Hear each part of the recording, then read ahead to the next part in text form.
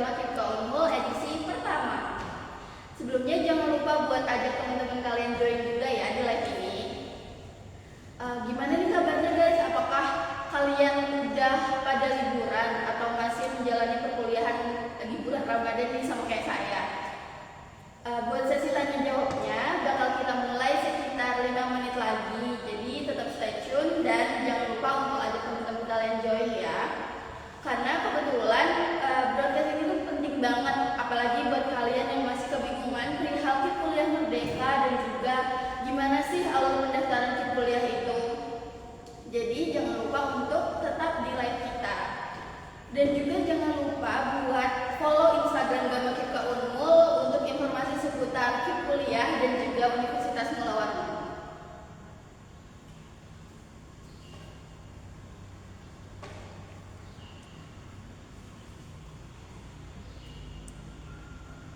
Gimana nih Bang Ode, udah siap belum buat jawab pertanyaan-pertanyaan dari teman-teman Gama Kipka? Alhamdulillah mungkin sudah siap karena juga sudah saya prepare juga dari semalam. Kan udah ada bocoran pertanyaan nih Kak, gimana sih antusiasme mereka, banyak tanya tentang apa gitu mungkin? Ya mungkin terkait beberapa banyaknya pertanyaan ini, semoga apa yang saya sampaikan cukup membantu lah buat mereka nantinya.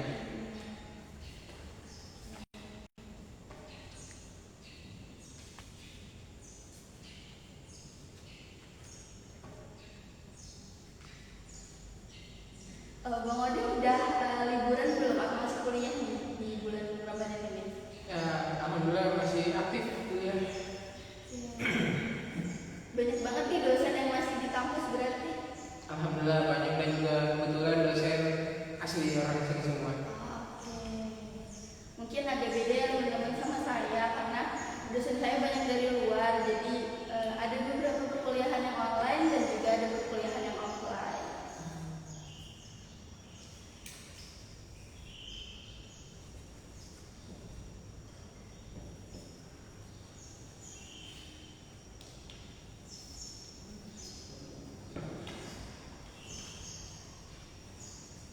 Oke, mungkin sambil diingatkan kembali ya teman-teman, buat yang punya pertanyaan bisa sambil disiapkan juga buat nanti sesi kedua buat pertanyaannya. Sekedar informasi aja buat pertanyaan pertama itu bakal kita jawab dari question box yang udah kita bagi kemarin, dan juga nanti kami akan menerima pertanyaan dari komentar live IG. Jangan lupa buat join ya teman-teman.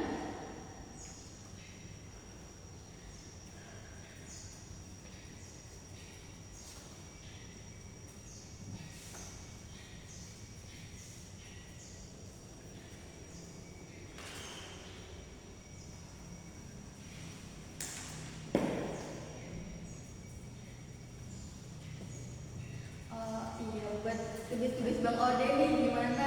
Kebetulan kan Bang Ode dari fakultas ya yang saya tahu. Gimana sih Bang tugas-tugas di fakultas itu?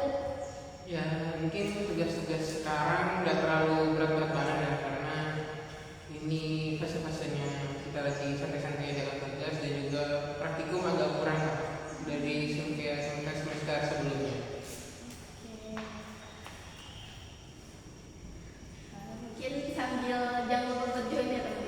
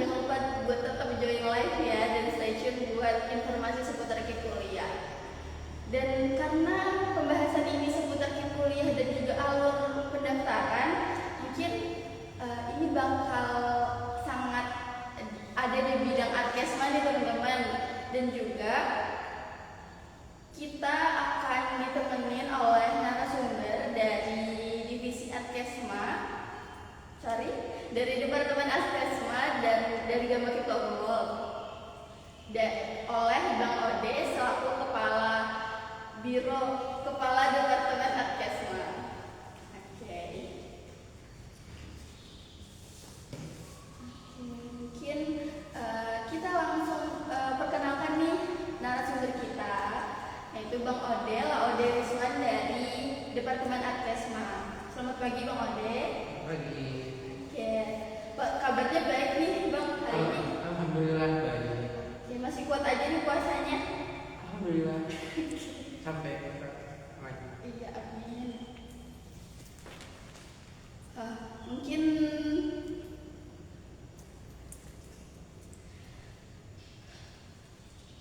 mungkin kita lihat Sobat GM juga udah pada excited dan menunggu pertanyaannya dijawab. Gimana Bang Ade? Apakah udah siap nih buat menjawab pertanyaan dari teman-teman Sobat GM? Alhamdulillah siap. Oke. Semangat banget ya Bang Ade hari ini. Mungkin kita bisa mulai menjawab ya pertanyaan dari question box yang sudah kita bagi kemarin. Tapi seperti yang udah saya kasih tahu tadi, bahwa kita bakal membuka sesi pertanyaan kedua melalui kolom komentar ya teman-teman. Jadi jangan lupa buat pantengin live-nya sampai akhir. Oke, mungkin kita bisa langsung ke jawab pertanyaan nih. Udah banyak banget pertanyaan yang menumpuk di sini. Mungkin pertanyaan pertama dari Sobat GM dengan username Auliana_25 mengenai bagaimana sih Bang cara sinkronisasi KIP kuliah itu? Oke, di sini mungkin bisa saya jelasin sedikit ya, bagaimana cara sinkronisasi akun KIP kuliah. Nah, buat teman-teman nih, ini kan sudah pendaftaran UTBK. Jadi sebelum teman-teman mendaftar akun UTBK-nya, pastikan teman-teman sudah menyinkronkan akun KIP kuliahnya dan pastikan juga itu sudah betul-betul tersinkronkan. Jangan sampai terbatal tersinkronkan, karena kalau jika teman-teman membatalkan sinkronisasinya, itu bakal gagal sampai ke tahap berikutnya. Oke, berarti teman-teman jangan lupa ya buat sinkronisasi akun KIP kuliah dan juga akun SNBT atau SNBP-nya. Dan juga mungkin kita lanjut ke pertanyaan kedua dari Nur Fitrian Syah LS _ mengenai bagaimana jika biaya hidupnya ini belum cair dari semester lalu, untuk kelanjutannya itu gimana ya Bang? Oke, mungkin yang perlu kita perhatikan yang pertama itu dicek dulu nomor rekeningnya itu masih aktif apa enggak. Nah, yang kedua, teman-teman bisa cek di AKM-nya, yaitu di website PDDikti. Nah, dan yang ketiga bisa menghubungi pihak Kesma, Kesejahteraan Mahasiswa. Oke, berarti jangan lupa juga teman-teman buat cek PDDikti-nya apakah sudah genap ataupun apakah sudah terupdate gitu teman-teman, karena itu tuh menjadi faktor penting buat pencairan kalian juga. Dan juga untuk cek di website KIP kuliahnya apakah udah keluar tuh nomor suratnya gitu. Benar ya Bang? Ya, seperti itu. Oke. Pertanyaan selanjutnya nih dari Evi __ mengenai apakah semester 2 itu masih bisa daftar KIP kuliah? Oh, tentu saja mungkin untuk semester 2 tidak bisa mendaftar lagi, karena KIP kuliah UTBK ini diperuntukkan untuk teman-teman calon mahasiswa baru.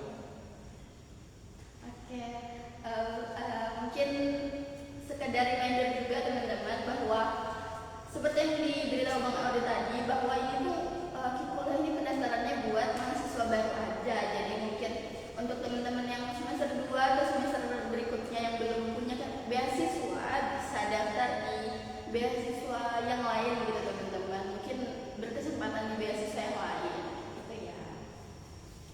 Oke, kita lanjut. Dari Bibi Love You, pertanyaannya adalah kalau misalnya instruksi pencairan itu di tanggal 11, apakah biaya hidup ini bakal dicairkan di tanggal 11 juga Bang? Gimana tuh Bang? Oh ya, untuk yang pasti kan itu sudah tertera di pencairan di KIPK. Jadi mungkin bisa di tanggal 11 itu atau di tanggal pencairan ini kan dari pihak bank juga, kita belum tahu seperti itu. Itu ya teman-teman. Karena mungkin ini bertahap dulu ya bang. Iya. Jadi mungkin bisa dari angkatan atas dulu atau dari angkatan ini dulu atau yang nomor suratnya masih puluhan dulu, itu bisa aja ya teman-teman. Jadi yang belum pencairan mungkin bisa sambil ditunggu aja gitu ya. Oke, selanjutnya nih ada dari Arif Wicaksono 0048 mengenai semester 8 ini kenapa masih ada yang belum pengajuan dan maksimal pencairan itu kapan ya Bang? Oke, mungkin ini juga sudah banyak ya yang mempertanyakan pertanyaan ini. Mungkin untuk lebih pastinya itu yang sudah semester 8 bisa langsung menghubungi ke pihak kesejahteraan mahasiswa, karena juga mungkin di status pendidiknya itu apakah masih aktif sebagai mahasiswa atau tidak gitu. Jadi untuk lebih pastinya itu bisa langsung saja tanyakan ke pihak kesejahteraan mahasiswa. Kalau nggak salah semester 8 ini udah semester akhir ya? Iya. Nah, ya itu menjadi faktor juga tuh, apakah kakak ini masih berkuliah atau enggak buat pencairannya itu ya kak. Oke, kita lanjut. Dari pertanyaan Krisna Kirim bertanya mengenai pencairan KIPKA yang belum masuk ke ATM sedangkan sudah proses cair, itu bagaimana Pak? Oh iya, mungkin sedikit informasi kan, pencairan tahap pertama kemarin itu kan kenanya di hari Sabtu. Nah, karena juga di hari Sabtu itu bank tuh kan udah kerja kan sampai hari Minggu. Nah, makanya proses pencairan tuh belum bisa diproses karena itu pihak bank kan masih belum bekerja karena juga di hari libur. Jadi diproses tuh di waktu mereka kerja dari jam 8 sampai jam 4 sore. Mungkin saya juga kemarin pencairan di tanggal 11 nih teman-teman, di hari Senin kalau nggak salah. Nah itu udah ditunggu nih dari pagi sampai siang sampai sore. Ternyata pencairannya atau dananya itu masuk di malam hari. Jadi mungkin bisa ditunggu aja, karena kalau emang udah mati pencairan yang biru itu bang ya, itu mungkin bakal cair kok, tenang aja gitu. Oke, kita lanjut lagi. Dari pertanyaan Nia _ Sadrina mengenai pengajuan di tanggal 15 itu apakah kira-kira ada kemungkinan cair sebelum lebaran, karena PDDP-nya juga masih semester 5 atau ganjil. Gimana tuh Bang? Oke, tadi tentang PDP-nya masih ganjil ya. Mungkin tuh bisa dilaporkan aja dulu lah ke pihak operator akademiknya bagaimana kejelasan tentang PDP yang masih ganjil ini. Dan juga mungkin tadi yang pencairan sebelum lebaran itu belum bisa dipastikan, karena juga ini kan pengajuan ini kan yang ambil alih langsung itu kan dari pihak kesejahteraan mahasiswa. Jadi buat teman-teman banyak bersabar aja lah sampai menunggu pencairan ini.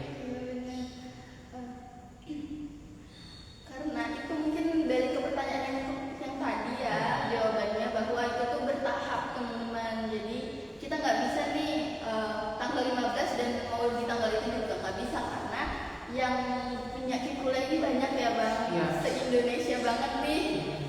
Jadi mungkin bisa sabar-sabar aja ya teman-teman. Oke, kita lanjut ke pertanyaan berikutnya dari Ana_Laila 06 mengenai kalau sandi m-bankingnya ini terblokir, apakah aman dan apakah masih bisa digunakan ATM-nya?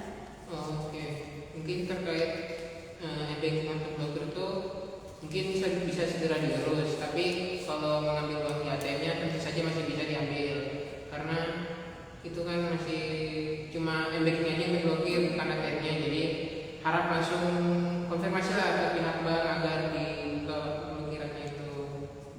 Oke, berarti kalian harus menghubungi pihak bank dulu ya teman-teman buat mengaktifkan kembali. Tapi bisa nih bang untuk mengambil uang dari ATM? Iya, tentu saja masih bisa. Saya teman-teman. Lalu pertanyaan selanjutnya dari Sinta Silaban _ mengenai kalau belum juga pengajuan itu kira-kira kendalanya di mana nih bang? Oh, mungkin kendalanya itu yang pertama mungkin di AKM, dan yang kedua di PDT yang belum update hingga sekarang, dan mungkin terkendalanya yang mungkin sampai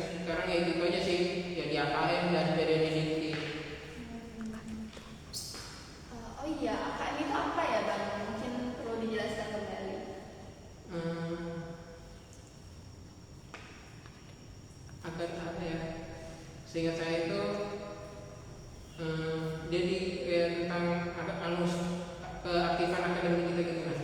Oh, kayak apakah pencatatan mengenai apakah kita masih kuliah, apakah kita masih aktif kuliah, Iya, gitu seperti ya. itu. Mungkin 11-12 sama PDDT ya. Oke. Dan akhir itu yang mengetahui kalau ya, kita sudah registrasi KS itu nah. Oke, berarti itu lewat ICE juga nih dinilainya. Iya. Mungkin itu sedikit menjawab ya mengenai apa itu AKN, teman-teman.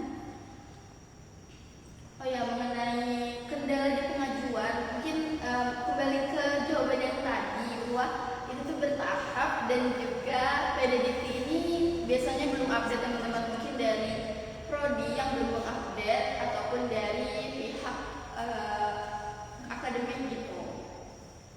Oke, kita lanjut ke pertanyaan berikutnya mengenai apakah semester 3 bisa daftar ke kuliah nih Bang? Oke, kembali lagi ya. Tadi kan ada juga yang nanya tuh, apakah semester 2 masih bisa daftar KIP? Nah, tentu saja jawabannya tidak bisa ya teman-teman. Karena itu KIP Kuliah Merdeka ini diperuntukkan untuk teman-teman calon mahasiswa baru nantinya dan yang tidak terdaftar sebagai statusnya mahasiswa gitu. Mungkin tidak perlu saya validasi kembali karena udah jelas sih teman-teman, semester selain mahasiswa baru tidak diperbolehkan untuk mendaftar ke kuliah. Oke, lalu pertanyaan dari _alma.io mengenai apakah ada survei lapangan dan wawancara untuk ke kuliah di tahun 2025 ini Bang? Untuk proses tersebut mungkin melihat dari beberapa tahun yang lalu ada sih beberapa fakultas tuh yang wawancara juga, dan itu tergantung sih dari fakultas itu mau ngadain wawancara apa enggak, tapi ada sebagian yang ada. Oke, berarti tergantung fakultasnya ya teman-teman. Mungkin setelah kalian diterima di kuliah nantinya mungkin bakal ada informasi atau regulasi dari fakultasnya gitu. Oke, selanjutnya pertanyaan dari Retno Kristanti 2403 mengenai kenapa nih sampai sekarang tuh ada yang belum pengajuan sedangkan yang lain sudah. Aduh, kayak ini ya buat teman-teman nih banyak banget sih pertanyaan nih dari IG maupun yang nanya pribadi lah kayak ini. Dan ya untuk belum pengajuan ini sabar-sabar lah teman-teman ya, karena ini juga di apa itu maksudnya ini kendali dari pihak Jenderal Mahasiswa untuk pengajuan ini, karena kami sebagai pengurus FKIP ini cuma menyalur informasinya aja mengenai tentang PDDT dan pengajuan yang lainnya seperti itu. Dan juga mungkin selalu aja dipantau-pantau terus dan banyak bersabar, karena pengajuan ini bukan kalian aja sih, dan juga rata-rata baik juga dari teman-teman fakultas lain belum pengajuan. Berarti ditunggu aja teman-teman karena udah jelas banget bahwa pengajuan itu dari Kesma dan juga berdasarkan dari apakah PDDT-nya sudah terupdate atau belum gitu ya Pak. Ya.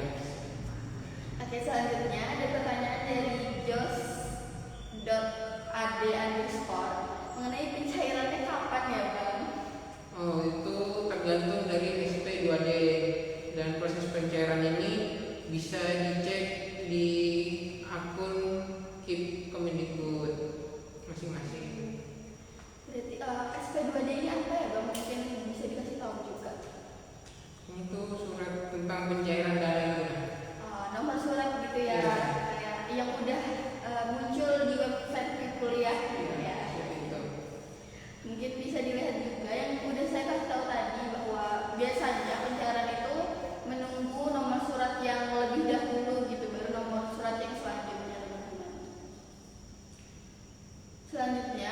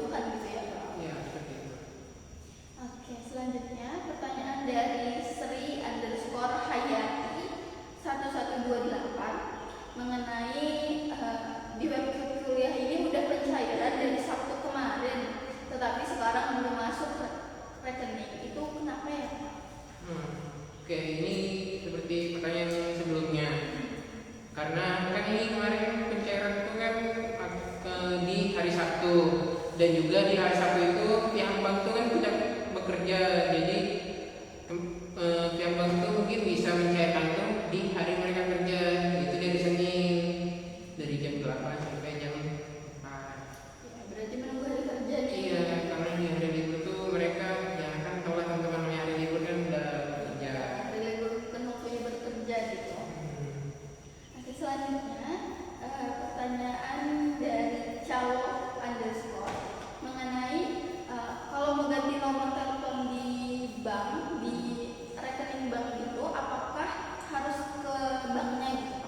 Ya tentu saja harus konfirmasi ke pihak bank kalau mengganti nomor, karena mungkin banyak juga yang begitu. Misalnya ini teman-teman kalau dari rekening banking ini kan itu kan pasti harus ada konfirmasi dari nomor kan, dan kalau misalnya nomor itu sudah tidak aktif kan kita udah tahu lah SMS-nya dapatnya dari mana. Jadi ya kita harus konfirmasi ke pihak bank. Berarti biar kalian nggak miskom sama akun banking kalian ya teman-teman, mungkin bisa diupdate ke bank untuk perubahan nomor telepon. Oke, ini untuk pertanyaan dua terakhir. Pertama dari Hasna 21 mengenai jika diterima ke kuliah apakah akan ada wawancara? Oke, kembali yang saya sudah jelaskan sebelumnya, ada beberapa fakultas mungkin yang mau mengadakan wawancara itu, tapi kembali lagi ke fakultas itu sendiri mau mengadakan apa tidak. Berarti tergantung fakultas ya teman-teman. Jadi ya seperti yang udah kita tahu tadi, mungkin nanti akan ada updatean dari fakultas kalau kalian sudah terima di kuliah. Oke, pertanyaan terakhir nih ya, dari V_Undi mengenai semisal ada teman lain yang udah pengajuan tetapi di saya belum ada pengajuan, itu gimana ya pengajuannya?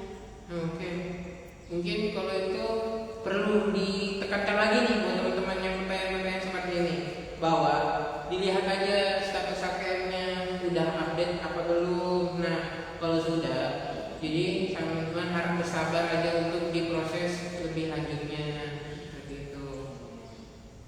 Oke, berarti ditunggu ya teman-teman, dan juga karena pengajuan itu dari Kesma, jadi kami pihak Gamika itu nggak bisa menjawab lebih banyak karena itu bukan ranah kami juga, karena kami hanya menyalur informasi nih Ya, Kak. seperti itu.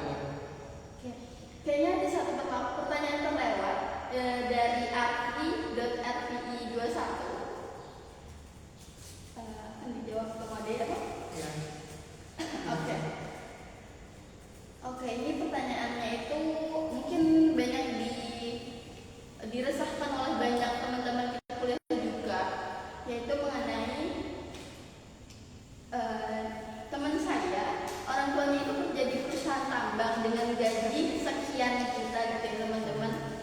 Itu gimana ya? Apakah kuliahnya tidak salah sasaran atau salah target untuk penerimanya, sedangkan ada banyak teman-teman yang lebih membutuhkan? Gimana nih Bang? Oke, mungkin tentang kasus-kasus yang seperti ini kan sungguh meresahkan ya buat teman-teman yang lain yang kurang mampu kan untuk berkuliah tapi mereka tidak bisa menerima bantuan ini, dan ada banyak oknum-oknum lah di luar yang memasukkan data mereka seperti itu. Nah, kami ini dari Departemen Kesma kita itu membuka yang namanya Gampang Kita Melapor. Nah, mungkin teman-teman juga bisa mengakses itu linknya di akun Gampang Kita. Nah, jika memang orang oknum ini ada indikasi penyalahgunaan data itu, mungkin teman-teman bisa laporkan di situ dan kami akan proses ke pihak Kesma. Tapi catatan, pastikan yang teman laporkan itu betul valid, harus ada bukti foto, video dalam keadaan ada ekonomi mereka yang itu menyalahkan menggunakan bantuan kuliah. Berarti harus mencantumkan bukti nih ya Bang? Iya, dan betul itu harus betul valid. Emang apakah betul si oknum ini orang tuanya kerja di tambang dengan gaji yang sekian? Mungkin itu juga reminder buat teman-teman ya, mungkin kalau misalnya masih berkecukupan mungkin bisa disalurkan untuk biaya teman-teman yang lebih membutuhkan gitu.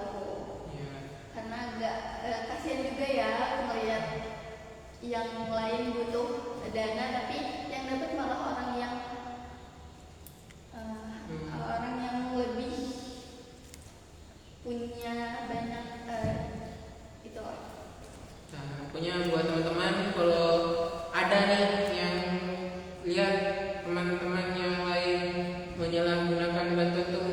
ngeliat orang tuanya buruk atau apa, kok bisa anak guru ini dapat bantuan, sedangkan kan di situ kan sudah tercantum bahwa NS itu udah bisa mendapatkan bantuan. Jadi segera dilaporkan dan menunjukkan bukti-bukti yang valid seperti itu. Karena mungkin ada biasanya kalau PNS itu ada yang memang kurang mampu gitu ya teman-teman, tapi sesuai regulasi bahwa yang orang tuanya PNS itu tidak boleh gitu. Jadi mungkin kita bisa mengikuti peraturan tersebut aja. Juga buat teman-teman yang tadi yang misalnya orang tuanya mampu, mungkin bisa Pertimbangkan. iya dipertimbangkan lagi itu, karena kita juga sering banget nih ngeliat yang kayak gitu ya Bang. Iya. Ya mungkin bisa diakses di bio Gama Kipka, link untuk Gama Kipka melapor. Kalian melihat teman-teman kalian atau orang yang kalian kenal lah itu melakukan atau terindikasi mampu tapi memiliki chip kuliah. Iya.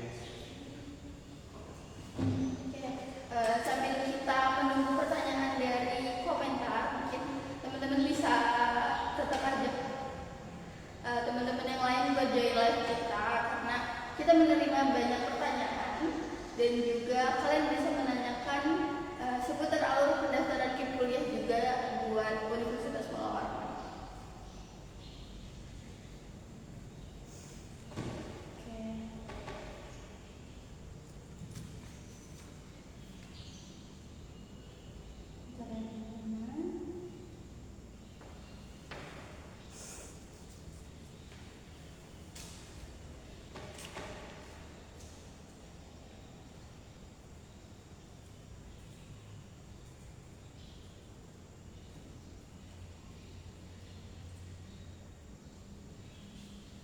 Oke, ada pertanyaan dari kolom komentar nih mengenai apakah kalau cair itu melapor ke pihak bank, gimana tuh Bang Bima? Apakah perlu melapor ke pihak bank kalau sudah pencairan gitu? Mungkin kan di situ di laman kita Kemendikbud itu kan ada di situ konfirmasi telah menerima biaya hidup. Nah, teman-teman cukup aja konfirmasi dari situ, tidak usah lagi datang ke bank gitu untuk pencairan itu. Nah, berarti mungkin kalian bisa sambil cek juga di website KIP kuliahnya ada yang biru gitu kalau nggak salah komentarnya. Apakah sudah menerima biaya hidup atau belum? Jadi bisa dikonfirmasi dari situ ya Pak. Iya. Karena dan juga mungkin catatan buat teman-teman kalau sudah menerima bantuan ini harus langsung dikonfirmasi dari situ, karena juga banyak email-email masuk karena belum mengkonfirmasi terima biaya hidup itu. Oh, sama ini mungkin kemarin saya juga dapat nih Bang email tentang menerima biaya hidup di semester ganjil. Nah itu gimana? Padahal saya udah klik tuh Bang.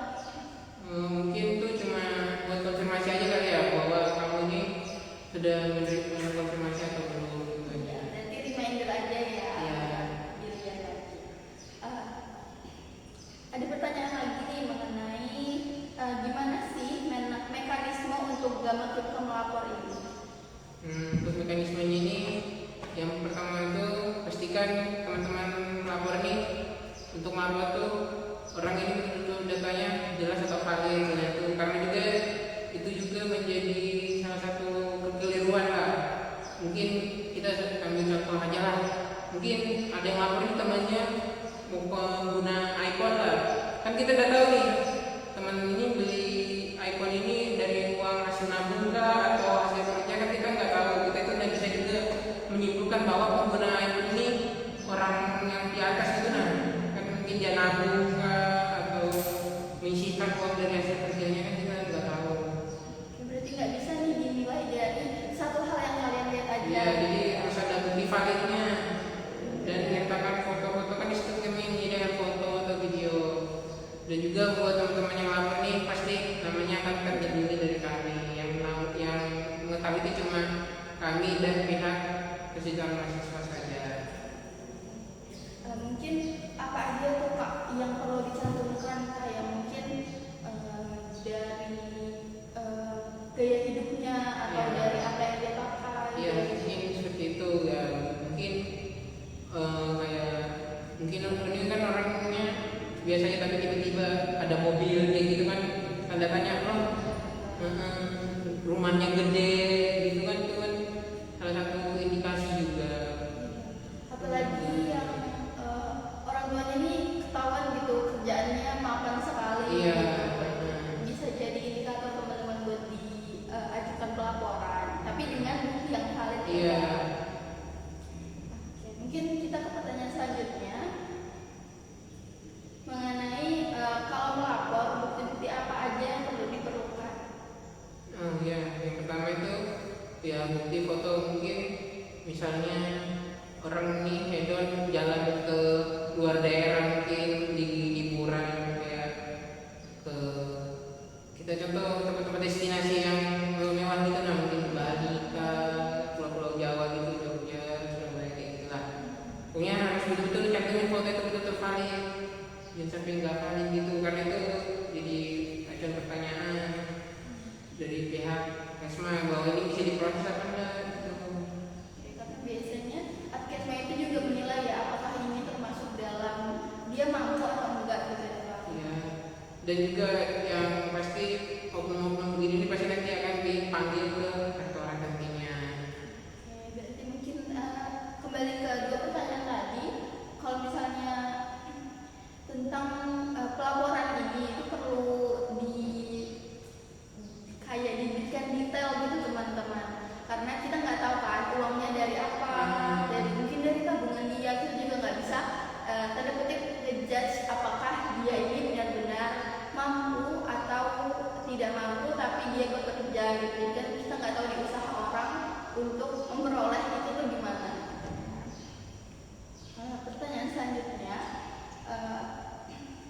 kalau misalnya ada pelapor nih yang tidak suka pada yang dilaporkan tanpa bukti, si pelapor bakal diapakan gitu bang? Ya yang pasti untuk yang pelapor nih kamu bakal lindungin. Nah untuk yang dari terlapor nih kita bakal konfirmasi dulu, kita cek secara pribadi sebelum si terlapor nih kita arahkan ke pihak rektorat. Berarti mungkin bakal dihubungi apakah benar seperti ini gitu bang ya. Jadi kembali lagi teman-teman, itu bakal diteliti lagi dan dilihat lagi oleh pihak Kesma apakah ini benar mengalami ini benar kayak ini benar patut dilaporkan atau tidak gitu maaf ya teman-teman. Selanjutnya mengenai KIP kuliah dan SNBT nih, jika KIP kuliah dan akun SNBT-nya sudah tersinkronkan terus tidak sengaja terpencet batal sinkronnya, apa bisa disinkronkan kembali atau tidak, karena mungkin ini harapan satu-satunya dia untuk mendapatkan kuliah gitu.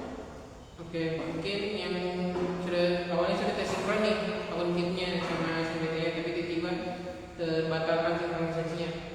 Tentu saja masih bisa disinkronisasi karena kan ini setelah penutupan pendaftaran SNBT kan pasti KIP kuliah kan pasti bakal tutup juga tuh, dan juga itu berarti bakal bisa diakses ke tahap SNPTN nanti itu mensinkronisasi kembali.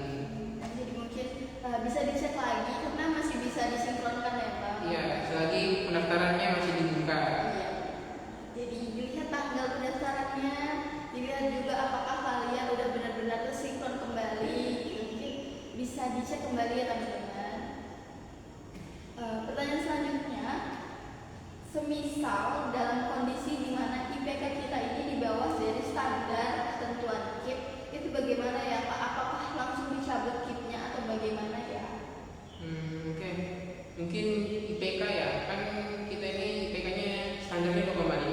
Nah, mungkin yang di bawah itu ada bakal peringatan mungkin SP1 atau gimana. Nah, untuk semester kedepannya kalau misalnya IPK-nya itu masih di bawah dari ketentuan, kemungkinan bakal dicabut. Berarti ada beberapa peringatan, mungkin Iya. 2 kali peringatan atau berapa kali peringatan untuk benar-benar dicabut. Berarti masih ada kesempatan untuk menaikkan IPK-nya ya. Iya, betul.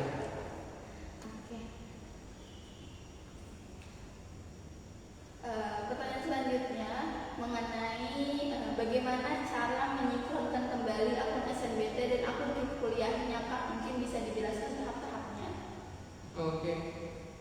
Terutama itu mungkin teman-teman bisa login ke akun KIP teman-teman. Nah di situ kan ada tulisan seleksi tuh di ujung.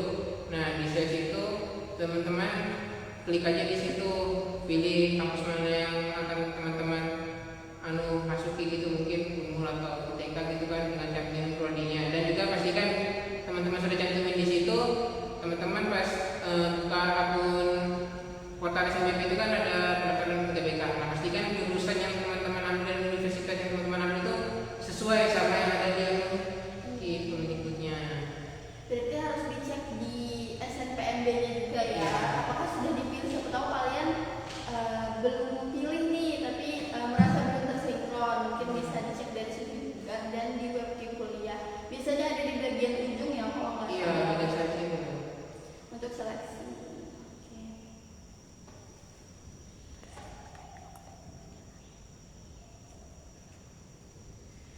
Oke, mungkin agak susah juga ya untuk SNPT ini. Biasanya kadang webnya itu ngelak gitu kalau disinkron.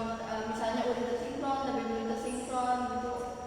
Agak susah ya. Iya, benar, karena juga kan ini yang akses kan banyak itu, pasti ketabrakan, jadi ya gitu masih sering error-error. Iya benar. Mungkin bisa sambil sabar-sabar menunggu gitu teman-teman. Oke, ada pertanyaan lagi tentang bagaimana jika IPK kita turun secara 3 kali berturut-turut, tapi masih di atas 2,5, apakah benar bisa dicabut? Mungkin yang kayak gitu tuh ya tergantung teman-teman bagaimana konsisten teman-teman mempertahankan IPK teman-teman. Intinya jika betul-betul di bawah 2,5 itu pasti tentu saja akan dicabut. Dan juga buat teman-teman yang masih mungkin di atas 2,5 itu, mohonlah konsistennya teman-teman untuk naik ke 3 mungkin. Karena juga kan ini bantuan ini kan diperuntukkan buat teman-teman bisa kuliah sampai lulus gitu. Masa teman-teman tidak bisa sih konsisten gitu untuk mempertahankan, dan apalagi ini kan bantuan dari pemerintah gitu. Ya berarti kita harus konsisten ya teman-teman, apakah kita mampu untuk melanjutkan IPK itu lebih tinggi. Karena seperti yang udah dikasih tahu tadi, biasanya kalau udah di bawah standar biasanya ada peringatan ya Bang. Jadi kalau belum ada peringatan mungkin bisa dipertahankan dan mungkin dinaikkan ya IPK-nya, bukan dipertahankan ya. Mungkin kalau misalnya teman-teman ada yang mau bertanya lagi, bisa langsung tulis aja di komentar, karena kita bakal jawab pertanyaan-pertanyaan kalian di sini. Oke, ada pertanyaan lagi nih mengenai misalnya sekiranya ingin berhenti KIP kuliah karena ingin mendaftarkan diri ke beasiswa lain, apakah bisa? Kalau bisa dijelaskan tahapannya dan harus kemana mengurusnya? Oke, mungkin buat teman-teman yang sudah terima KIP kuliah nih tapi mau pindah ke beasiswa lain kan? Nah, yaitu teman-teman perlu yang namanya konfirmasi ke pihak kesejahteraan mahasiswa agar diberhentikan status mahasiswa KIP kuliahnya. Dan juga mungkin teman-teman gak bakal bisa terima lagi lah bantuan biaya hidupnya kalau teman-teman sudah pindah ke beasiswa lain. Mungkin bisa, berarti kita harus mengkonfirmasi gitu ya. Iya, menghubungi langsung pihak Kesma. Kalau bisa teman-teman cek dulu baru langsung ke rektoratnya. Mungkin mungkin informasi aja, Kesmanya itu ada di rektorat ya teman-teman. Jadi mungkin kalian bisa langsung ke rektorat dan mencari di bagian Kesma gitu, dan juga mengkonfirmasi mengenai bahwa ingin mencabut KIP kuliahnya. Oke, selanjutnya ada pertanyaan lagi, mengapa pencairan KIP di semester ini skalanya bertahap, sedangkan semester sebelumnya itu selalu serentak? Mungkin bisa dijelaskan alasannya Bang? Oke, mungkin karena kenapa sih ini masih bertahap itu prosesnya tidak serentak? Karena ya ini pertama status PDDT, dan banyak nih dari fakultas-fakultas lain ini belum memperbarui status PDDT mahasiswanya.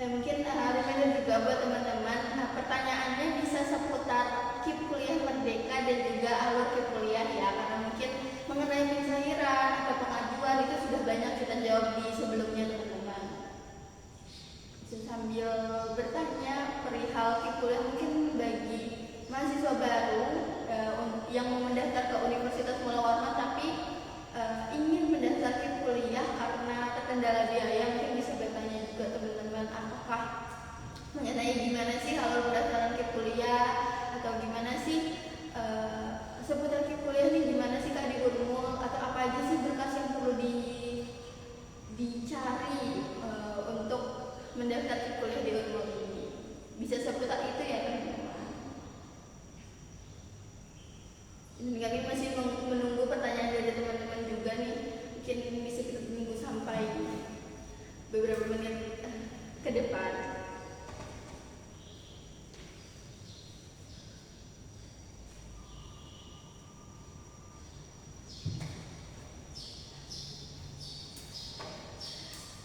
Apakah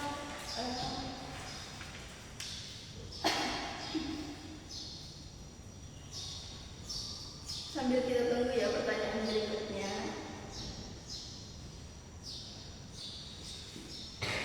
Ya, mungkin berkas apa aja sih Bang yang perlu dipersiapkan kalau kita mau daftar KIP kuliah ini? Oke, mungkin yang berkas-berkas itu ya mungkin kalau teman-teman mungkin buat teman-teman ini pas di SMA-nya atau di SMK-nya ini sebelumnya menjadi penerima PIP. Nah, tentu saja PIP ini bisa diteruskan ke KIPK. Dan mungkin saya juga kan dari SD sampai SMA ini kan saya juga menerima PIP. Nah, pas saya sudah daftar KIP kuliah, saya itu udah perlu repot-repot kayak orang lain tuh ngurus SKTM atau ini itu. Nah, saya itu langsung terdaftar, cuma masukin nomor di akun PIP itu, dan saya cuma masukkan satu foto gitu, foto keluarga. Cuma itu aja, ada perlu foto-foto rumah, foto SKTM, gitu gitulah. Mungkin dengan catatan kalau PIP ini datanya udah ada ya, Iya. jadi tinggal mencantumkan foto keluarga. Mungkin teman-teman yang Teruskan aja gitu nanti. benar.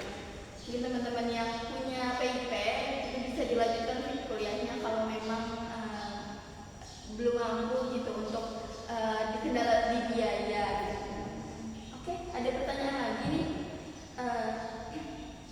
Untuk pertanyaannya mengenai apakah KIP kuliah tahun ini hanya diprioritaskan kepada yang sudah terdata di DTKS dan P3KE dan penerima beasiswa PIP. Kalau nggak punya gimana nih Bang? Apakah ada peluang untuk dapat KIP bagi yang tidak terdata? Oke, banyak juga sih yang nanya seperti ini, karena dari kan sekarang kan mungkin seleksinya lebih diperketat karena yaitu banyaknya penyalahgunaan, dan juga yang dari yang teman-teman sudah pertanyaan tiga tadi itu gimana ya jadinya, mungkin itu salah satu wujud pemerintah agar KIP ini tidak salah sasaran. Berarti seperti agar tidak terulang lagi salah sasaran. Dan juga mungkin ya yang di itu teman-teman bisa menguruslah ke pihak maksudnya kayak kelurahan setempat teman-teman untuk dibuatkan surat begitu rekomendasi. Benar, iya, bahwa kalian ini benar-benar tidak mampu, mungkin bisa dari surat keterangan gaji itu ya Pak. Dari kelurahan apakah berapa sih pembagian gaji dari orang tua kalian itu untuk anggota keluarga yang ada di rumah, itu biasanya menjadi indikator gitu apakah benar-benar bisa mendaftar KIP kuliah atau tidak. Jadi tetap bisa daftar nih Bang. Ya, ya sesuai lah kita letakkan berkasnya, karena juga kita lihat sekarang UTBK walaupun kita sudah sinkronisasi akun KIP kuliah masih ada yang kaya gitu, karena seleksi ini lebih diperketat lah kayak tahun sebelumnya gitu. Ya, berarti mungkin bisa tetap mendaftar tapi sesuai dengan ketentuan teman-teman. Pertanyaan selanjutnya nih mengenai KIP kuliah. Saya punya teman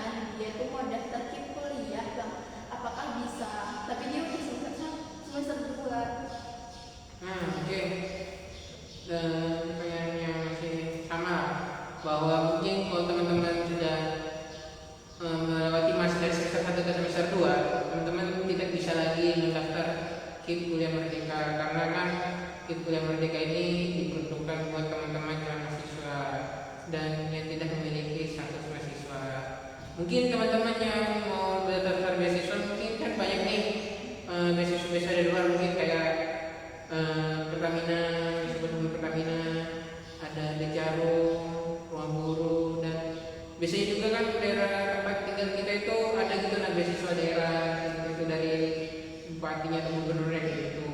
Tahu saya seperti itu. Ya, mungkin ditegaskan kembali dan reminder aja bahwa mahasiswa selain mahasiswa baru itu tidak bisa lagi mendaftar ke kuliah ya teman-teman. Jadi direkomendasikan untuk mendaftar ke beasiswa lain. Oke, selanjutnya pertanyaan terakhir nih mengenai, oke ini pertanyaan terakhir ya teman-teman. Jadi mungkin setelah ini kita bakal tutup komentarnya atau kita bakal membalas komentarnya.